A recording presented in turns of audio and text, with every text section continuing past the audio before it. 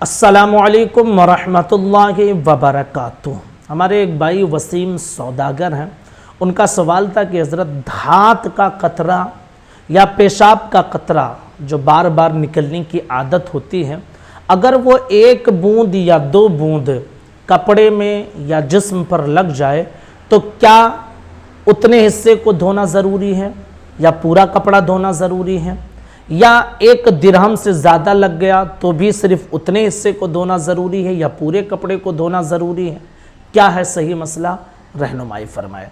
याद रख लीजिए, इसी हवाले से आज हम आपके सामने इस मसले को पेश करना चाहते हैं।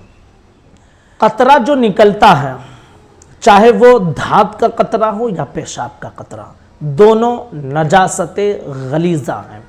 नजासत गलीज़ा का हुक्म ये है कि अगर वो एक दिरहम से कम लगा है, एक दिरहम यानी ये जो हमारा हाथ होता है ना, इसकी जो गोलाई होती है, इसकी गोलाई, और आज के ज़माने में तकरीबन जो 10 रुपये का जो सिक्का होता है ना, उसकी गोलाई, या पहले वाला जो 2 रुपये का सिक्का होता था उसकी गोलाई आप समझ लीजिए, ठीक है।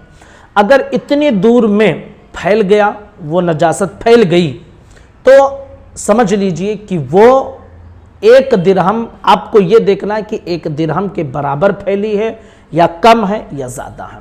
तो कहते हैं कि अगर एक दिरहम से कम नजासत लगी है तो फिर ऐसी सूरत में उतने हिस्से को धोना ये सुन्नत है। यानी अगर बगैर धोए किसी ने उसको पहन लिया और नमाज अदा की तो नमाज हो जाएगी, मगर ऐसी नमाज को दोहराना बेहतर है, इसलिए कि सुन्नत के खिलाफ अदा हुई है। और अगर एक दिरहम के बराबर में लगी है वो नजासत, तो फिर ऐसी सूरत में उतने हिस्से को धोना ये वाजिब है।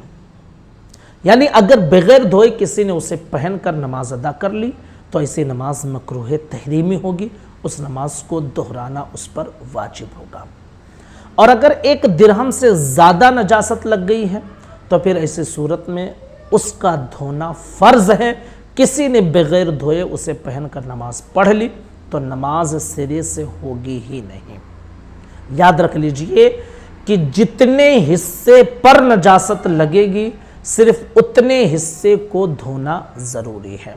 एक दिरहम से कम लगी है तो भी आप धो लें, एक दिरहम के बराबर लगी है तो भी धो लें, और एक दिरहम से ज़्यादा लगी है तो भी धो लें, लेकिन पूरा कपड़ा आपको धोने की ज़रूरत नहीं है। जितने हिस्से पर नजासत लगी है उतने हिस्से को आपने धो लिया, आपका पूरा कपड़ा पाक ही है। जहाँ नजासत लगेगी उसको धोना ज़रूरी है, जहाँ नहीं लगी है तो जाहिर सी बात है कि उतना हिस्सा नापाक भी नहीं है। अस्सलामु अलैकुम वरहमतुल्लाहि वबरकातुहू।